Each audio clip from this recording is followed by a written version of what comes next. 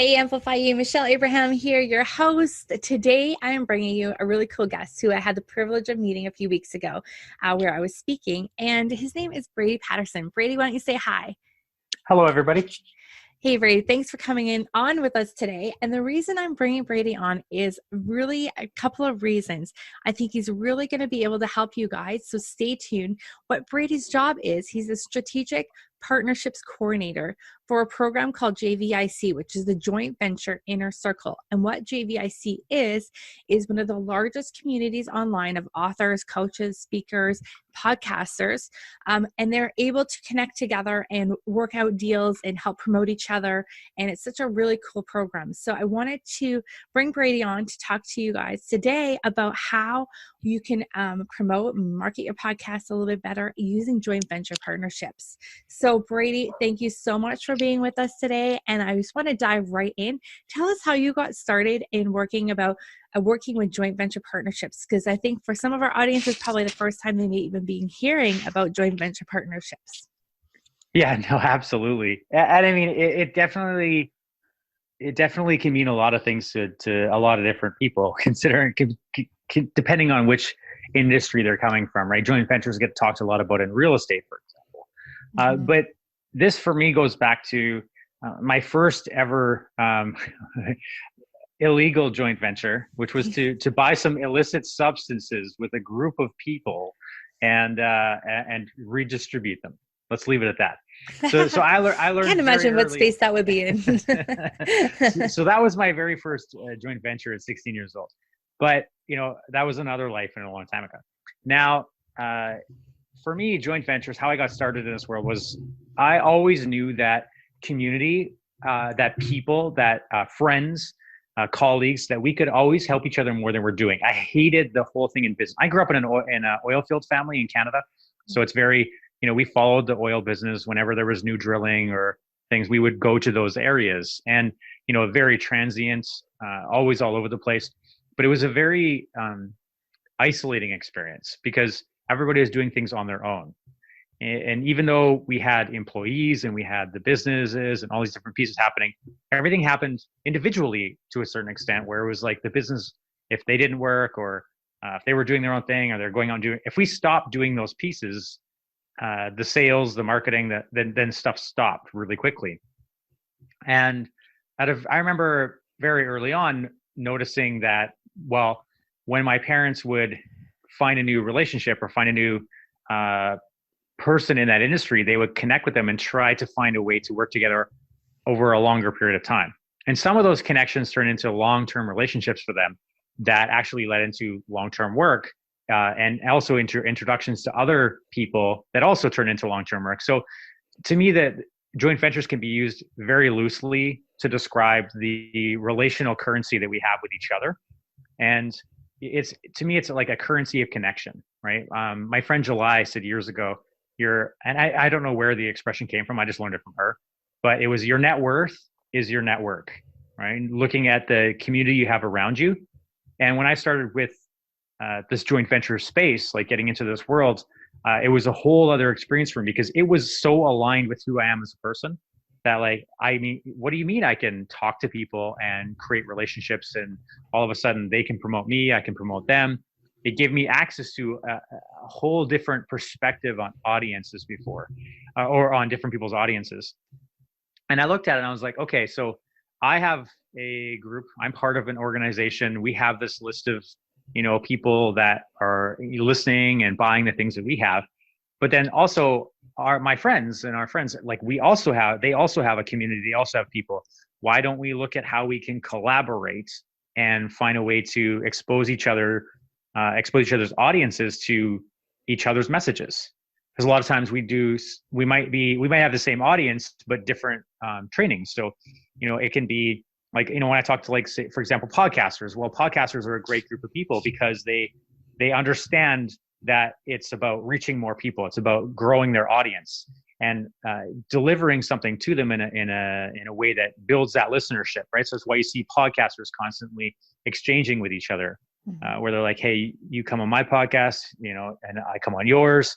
And it's the same way with email promotions or email marketing, where it's like, hey, you promote my product to your email list, I promote yours to mine. And I just loved that.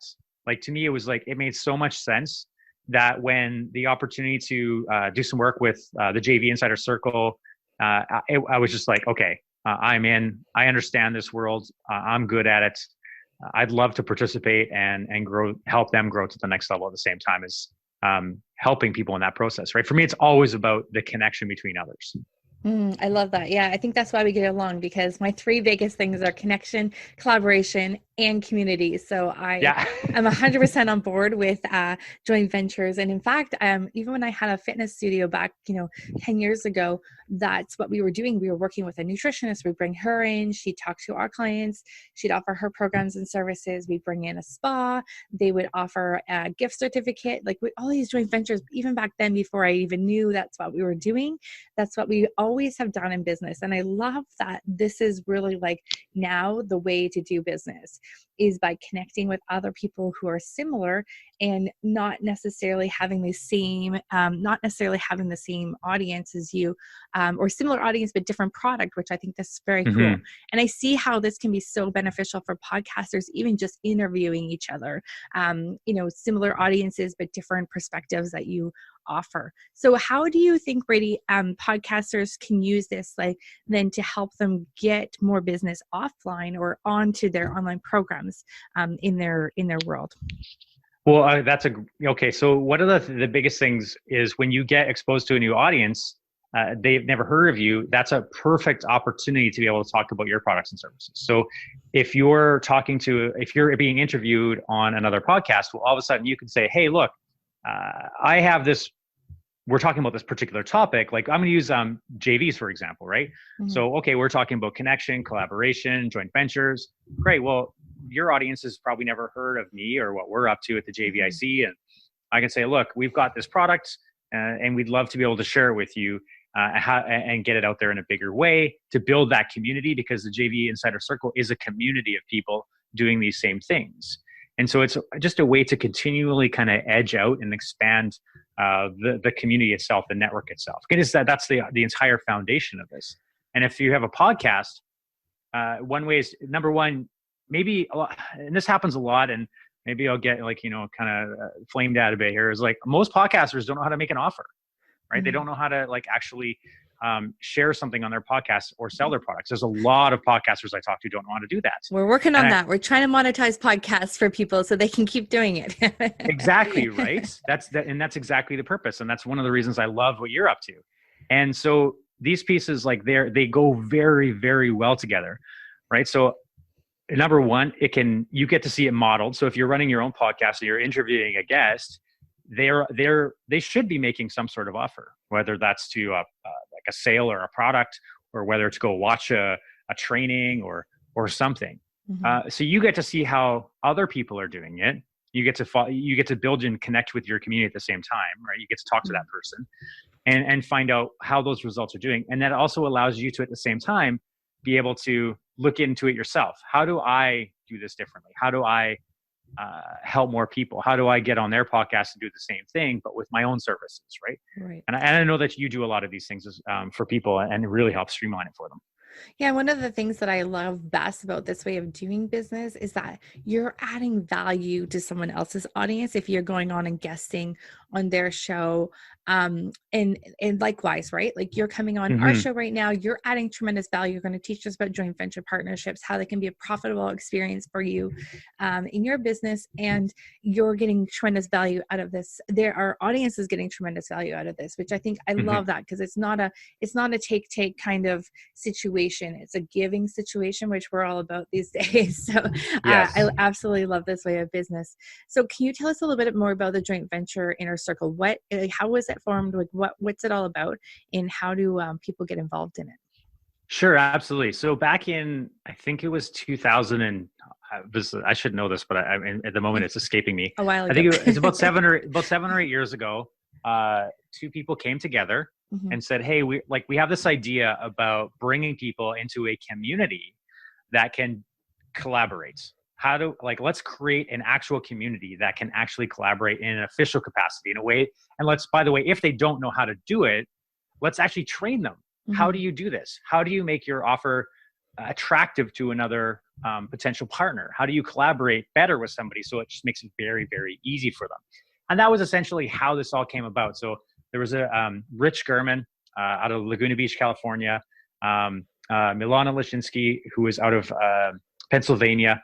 They had gotten together, they had met at an event, and really just like they had this idea, and they were just like, let's run with this, let's build this community, and let's build a training to support it.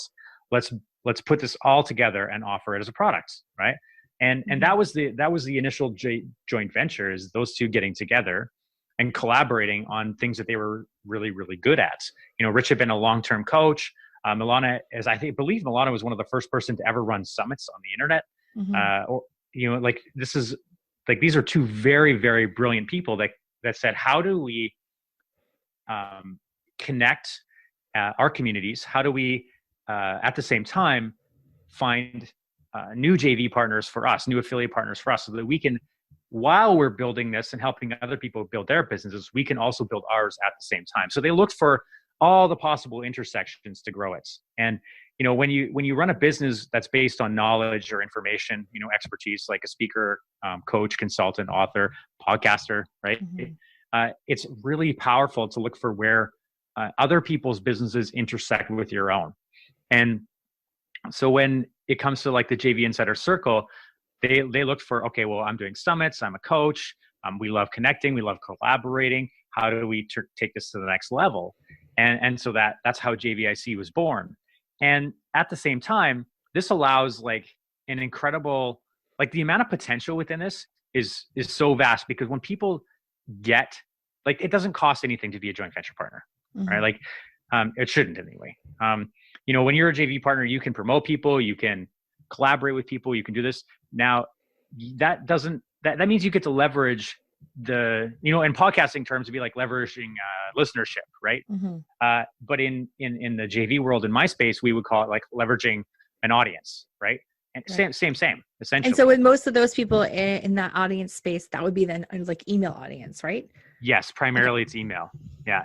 And because it's a reliable and easily tracked statistical place to do stuff. Now, this, like, there's and the biggest thing with like finding it, and this is true for whether you're in podcasting or any other of the trades, any other business that I mentioned, right? Whether you're coach, consultant, speaker, author, but there's people are motivated by different things, right? And when you're looking at collaboration and working with another person, it's really valuable to know what motivates them, what drives them. Like, some people, it's all about the connection, right? It's all about the relationship. But then there are people that are motivated by money, right? And like, they're very numbers focused, and I want to know how much for every click, how much am I going to earn? Like, it's very tactical. Now, some people, knowing where those people come from, there's 5 types that we kind of separate. You've got the money motivated person, and by the way, none of them are wrong, and nobody operates from only one. Right. They just, there's one primary driver. So you have a money motivated person, which can be great because they're very focused, and they're actually incredible at helping you get clear on your numbers and the different pieces. So you can have like, when you communicate with them, it's very, very clear communication, because they want to know exact things. But then you have, and this one always gets a laugh out of people. We call them sneezers, and because it's like, it's viral, and how, like, all of us have seen something go viral, whether it's a cat video or some thing on the interwebs, right? Where it's just like, nobody knows it, and the next day it's Lady Gaga's fall, like, that just happened on the radio. I'm dating this, but she just fell off stage, and like, that happens like overnight. Everybody hears about this experience. And so we all hear those things, but so sneezers are those people that, like, they can't, like, they sneeze and everybody knows who you are. Right. Like, so we call them a sneezer. And, those are usually friends, family, or the raving fans that you have. And then we have content motivated people. And this is, I think, I want to talk about this one before I got to the other two, this is kind of where podcasters live. Right, because they're looking for good content. Right. They're looking for something to give to their audience that gives them a lot of value. And it's just content. It's not just podcasters, but it's also bloggers. It's also event coordinators, people that are running live events, people that are running summits, like all these different places. Anybody that's looking for content, associations, right? So if your podcast serves in like insurance brokers, right, or something like that, then that's a place where content, they're looking for those things, right? So content motivated ones are really powerful. There's credibility seekers, right? So people that are looking for credibility, and podcasters also come into this realm a lot because they're looking to leverage the success of another podcast to elevate the success of their own, or they're looking, in some cases, people look to uplift other podcasters because of their own success, right? And so it can very quickly do that. And the same with email or other professionals or experts. We're always looking for the credibility seekers. It's always, how do I leverage somebody else's success, or how do I help leverage my own to help other people get to that next level? Right. And then the thing with podcasting, I think is really cool, is that when you bring on someone onto your show, just to like really put this picture into our podcasters' minds, if they bring someone onto their show and they interview them, then if that person also has a show, chances are on the bottom of your iTunes account, it will say listeners also listen to this show. So then you're going to start showing up in other people's searches because you've had that person on your show, which is kind of neat, because then by association now people are also listening to the same, they're going to listen to your show and their show now because you've been interviewed on that show. So it's just a great way of expanding your audience. Sorry, Brady, I'll let you get back to it. I just wanted to paint that picture for them in iTunes perspective. No, and there's just so many ways to be able to reach people, and like podcasting is an amazing way to do so. You know, and so like, you know, using webinar, a lot of JVs, it can be used a lot of different ways. So, you know, podcaster, you can exchange podcasts. If you know how to do webinars, you can exchange webinars. If you do live events, you can exchange stage time, right? It really depends on what the person is looking for. Actually, I'd like to dive into that. I think ultimately it starts with that. How do I dive deeper and find, how do I serve the person I'm speaking to? How do I help the partner I want to work with? Because you've got to start looking for a triple win, right? Whatever collaboration that you're creating has to work for both parties. The JV that you're creating has to be a success for both. So, okay, I'm going to make money, you're going to make money, or I'm going to make money and you're going to get some credibility, you know, whatever it is. But then also what often gets missed in a lot of JVs, at least in the thought process, is how do I make this a win for my clients? How do I make this more valuable for the people that I serve? Because if you focus only on the two people who are promoting the products or services or even the listenership of the podcast, then what happens is somewhere along that lines, the client gets disconnected, and then there's like listenership falls, all these different pieces. And that's the opposite of the goal that you're trying to achieve. So if people are aiming for this amazing victory of having a triple win, and like, you know, so it's valuable for all parties, it makes it so much more effective as a tool. You know, JVs become this, like, it's one of the most effective marketing strategies you can use, because it doesn't require you to spend a ton of time testing ads,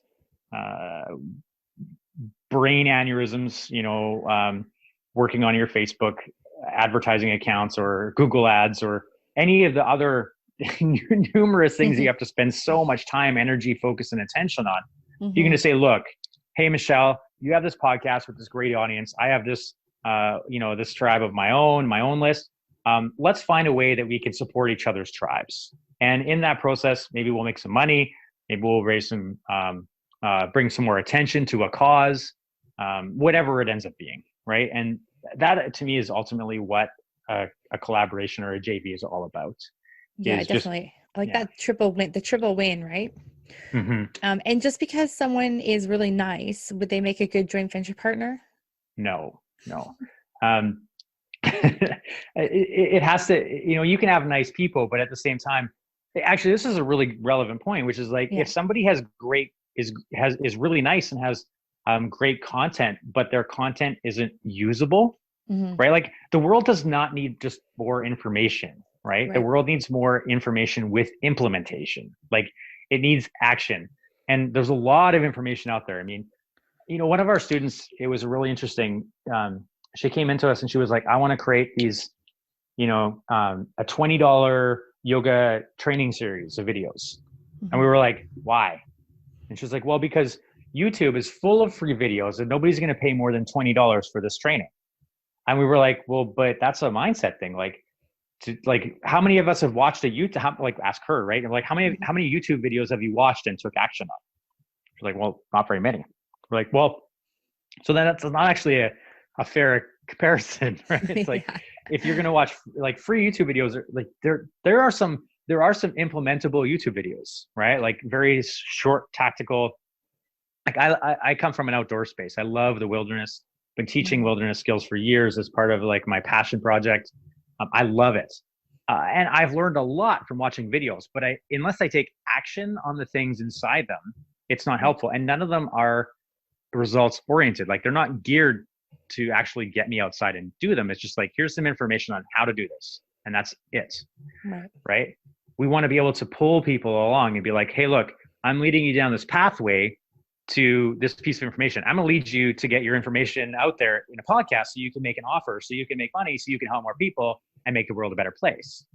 Right? And it's always about pulling them or leading them into that next step so that people are actually taking action rather than just getting information. Like I always joke that most people probably have 87 gigabytes in a folder on their hard drive that's just full of free PDFs, audios, downloads, and crap that they're never going to use. Yes, I do. I think it took up all the memory on my last computer. Right? Yeah, exactly. And yet I still would pay for something that's more actionable and tangible and easily consumable to use, right? And I think back to the point about the person, just because the person is nice, I mean, I think the idea is that, like, yes, they could be a really nice person that you want to bring on to introduce to your audience, but if their content is not relatable and interesting and actionable to your audience, then that's not a good fit, right? Exactly. Okay. Yeah, you want them to be able to take action. I mean, otherwise you're just giving them information. And at that point, it's not a triple win anymore. Right. It's so just, you're helping each other, helping a friend out. Yeah, exactly. So not only does the person have to fit, but the content that they deliver also has to fit your audience. Is this something that your audience would be interested in? And is this something that your audience is going to enjoy? So I think that's a good point, because I think that's something that maybe sometimes when I know when I'm getting excited about joint ventures, I like this person, this is be awesome. Let's do a joint venture together. But just trying to keep your audience in the forefront of your mind. Is this going to be that valuable to them? If it's a no, then it's a pass, right? That's a really important point, I think. So inside the joint venture inner circle, what happens? Like, is there some networking that goes on? Do you guys just all, like, how does this work? Oh, it's actually, I love the way they've structured this. So so first of all, there's a foundational training for people that are like, if they're just getting into joint ventures, right? Yeah. So, and it's really interesting. I loved it. I put myself through the training when I came across them, because I was like, I want to find out more what this is all about. And so it was very detailed, quiz-based even, where they were like, okay, they asked us a series of questions, and it was like, you've got this in place. Here's the stuff you need to study to make sure that you're like in a proper place to be able to share with other people. And of course, for me, it's very little stuff, because I've been doing this for so long. But it was fascinating to be like, even I had areas to improve on in the JV space by taking this training and like figuring out where it would fit. So that's one element of the JVIC is getting JV ready, right? So if you don't have a product that's ready, then it's meant to help you get there. And I like that, because then everyone would be on the same page then, right? So like then when you do a joint venture, everyone kind of understands how it works. Because I would imagine, like, sometimes outside of that particular space, you try to join a joint venture with someone, people don't always understand how they work or how to structure it. Exactly. We're building a common language, basically, right? So when it comes to joint ventures, we want people to understand, like, there is a right way and a wrong way to do them. Right. So we want everybody to be on the same page, speaking the same language, so that they can actually have success using it. And by the way, actually, there's a good example here that kind of points out a relevant piece, which you touched on it, but it fits here as well, which is like, when you have an audience, when you know that you're ready, you want to make sure that you're speaking to the right people the right way. And we had a partner who is great information, like great stuff. but we just don't do well, for example, to like, we're very business oriented. We're very motivated on how people build their business. So when somebody comes to us with an offer that's, more about developing themselves personally, right? It just doesn't do very well, as an offer to our audience, because our audience is looking specifically for, how do I do better with my business? Not how, and even though ultimately we know that if we develop ourselves personally, we're going to do better in business, that doesn't necessarily translate when you're talking to that specific audience, unless you do a lot of pre-framing. And, that's one of the things with the community, is helping delineate which ones, like who you should be speaking to in that tribe, right? So when you come to, like, there's about 370 members in the JV Insider Circle, and all those people are clear on, or most of them anyway, are, maybe some of the new people are not yet, but as they come on board, they will get that way. Most of the people are actually clear. Okay, this is the type of audience I work best with. This is who I do not do well with, and who I shouldn't really be spending my time with. But I can support them in other ways, right? Maybe I have products that are good for them personally, or other things. So it's always looking for those intersections still, but might not necessarily promote each other, right, to each other's audiences. But hey, we know how to introduce each other to other communities, right? Other people. So that's one part of it. So this is getting those people ready and having them be clear on who they should be speaking to within the community already. And with 370 some people, it already gives you a ton of different options, right? So there's personal development, there's professional development, there's course creation, there's a poison ivy removal specialist, like of all things. Like we cover a lot of ground. There's real estate, like all the different bricks and mortar. Like it's a very diverse group, but a lot of the stuff actually overlaps, and we help them look for those intersections. Now, to do that, we do a monthly call. So once a month we get together. We teach them how to do a JV pitch in 2 minutes or less, so that they can share with the people on the call, because obviously all 370 are probably not going to get on every single month. It's just, not always feasible, because people have clients or things they need to do. But we try to get as many people on as possible, and they have the opportunity to be able to share with each other what their business is, what they're offering, and how they can support other people's audiences, so that way they can share their message. We do some training on how to do that, right? So they can do it in a very crisp, concise fashion. We run a live events once a year in person, where we meet and we spend 3 days doing this. So, it's great to meet people online, or talk to people on Zoom, or even listen to somebody on a podcast, right? And you start to feel connected to them. But it's almost nothing replaces that face-to-face connection at some point. If you really want to get to know somebody, sitting across from them being like, hey, how's your dog? What's happening with your kids? Yeah. Like that. It's a different level of getting to know people. Exactly. So we run a 3-day live event where we actually get people in little groups. They get to know each other, also talk about their JV pitch. We do some training for them at that time, like to continually improve how they dialogue about these things, so that they can get better and better at communicating what they're doing, so they can get much more clear and better JV partners for themselves. And so we do the live event. And now we recently added in something super cool, in my opinion, which is we do that in a virtual format as well, using technology like Zoom, where we break people into breakout rooms and have them do little mini introductions or mini pitches to each other, so they get to know each other better, continue to refine, but also find JV partners. Like at the recent virtual JVIC that we did, we had one guy said that he came out of the day with 7 new joint venture partners, right? I mean, that's significant. If even one of them works out well, that can make a significant impact in somebody's business. And so that's one of the reasons we do that. And the thing that I'm really excited about, and my favorite part of this is, besides the community and the people, is we actually curate a calendar of events. And this goes beyond what it sounds like. Yes, it has events, but and so people's events, so people take sponsors, if they bring people into their own live events and people can talk from stage, that's how we met. You were speaking at one of our events, right? That's right. And so we curate a list of that. So everybody we know of that's running events, we have a list of who they are, what the event is, who the audience is, and contact information for them, right? Like, how are they taking sponsors? If so, here's their contact information to reach out to them. So we have a live events category that you can easily search.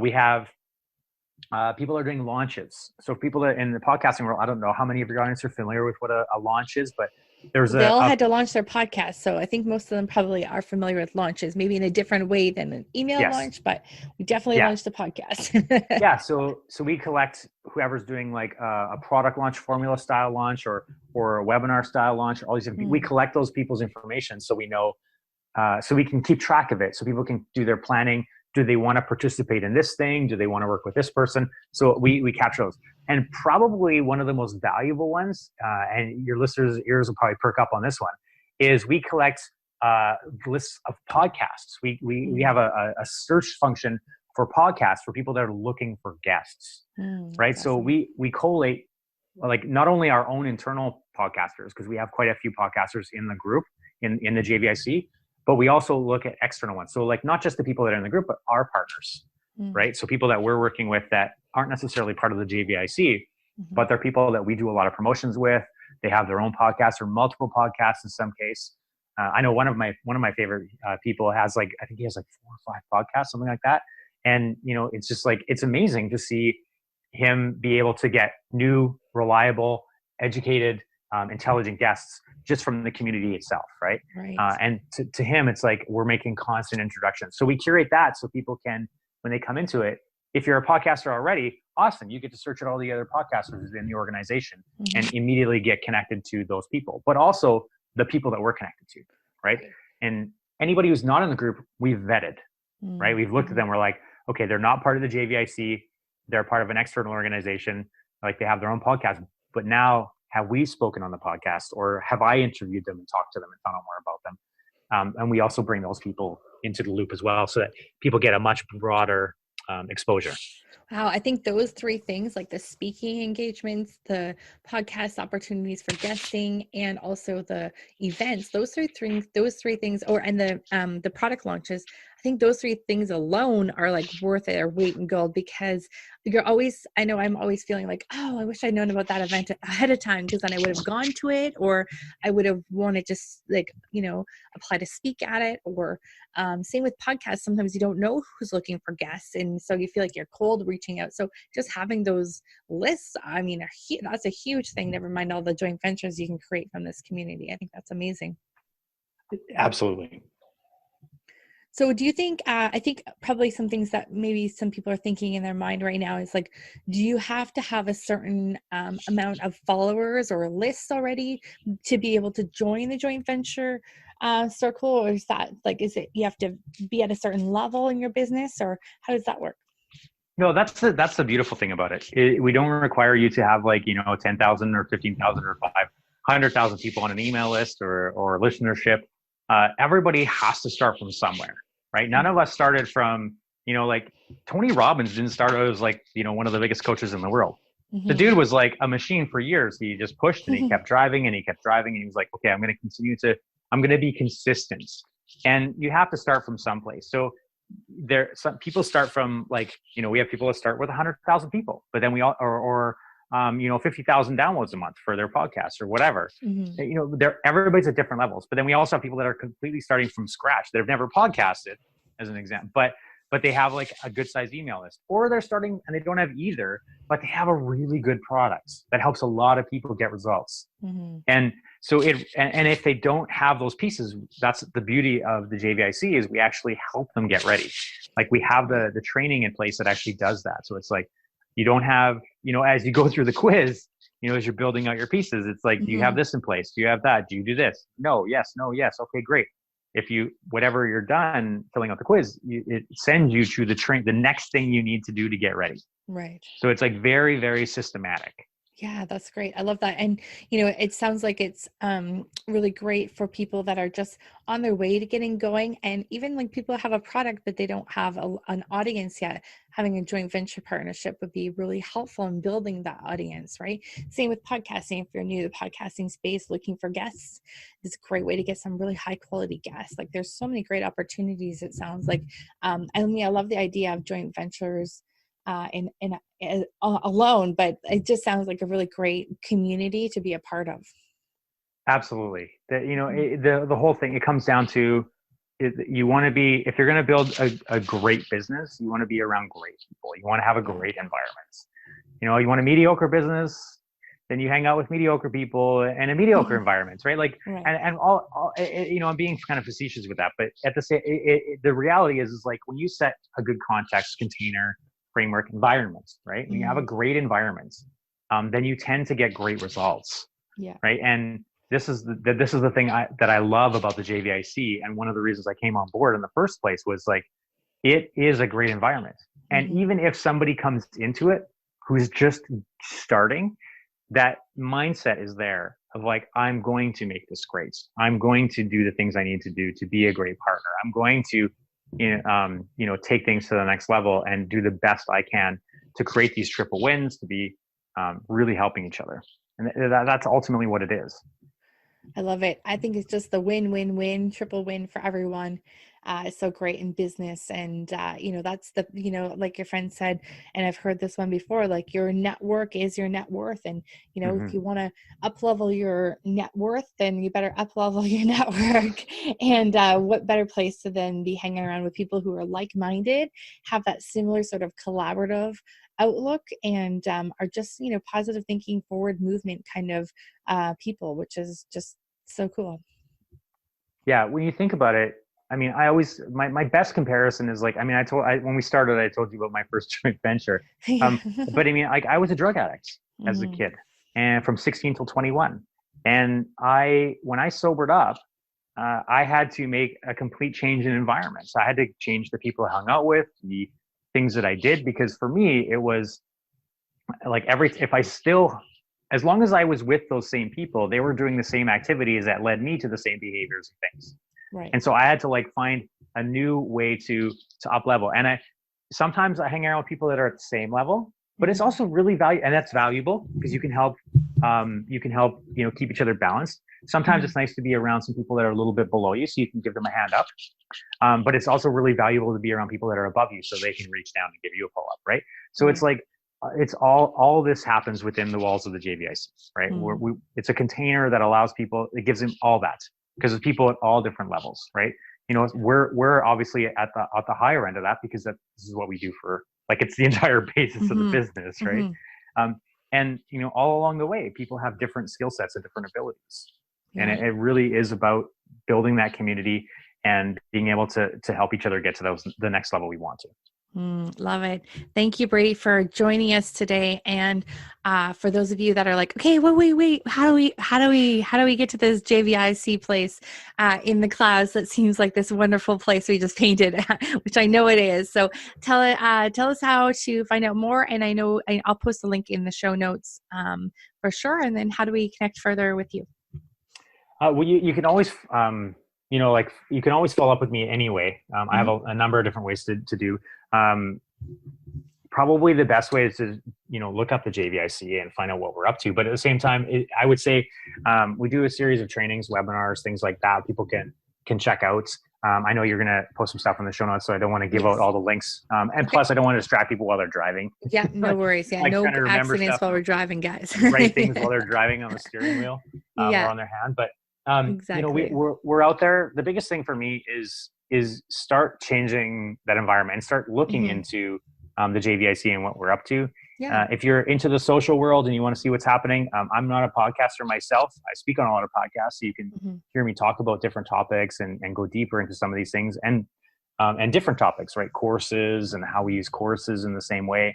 But the biggest thing for me is is just get out into the community, start looking at adding joint ventures to your world, because that's incredibly valuable. You can find me socially. I'm best found on Instagram. Okay. I'm not a Facebook guy. I use it, but it's more of a tool for family and close friends. I don't necessarily use it for business. Okay. But Instagram is the best way to find me. It's just my name. Okay. Awesome. We will also link that in the show notes as well, and you guys just Google JVIC, have a look and see what they're up to. And I will be joining JVIC soon, and so I hope to see some of you guys in there as well.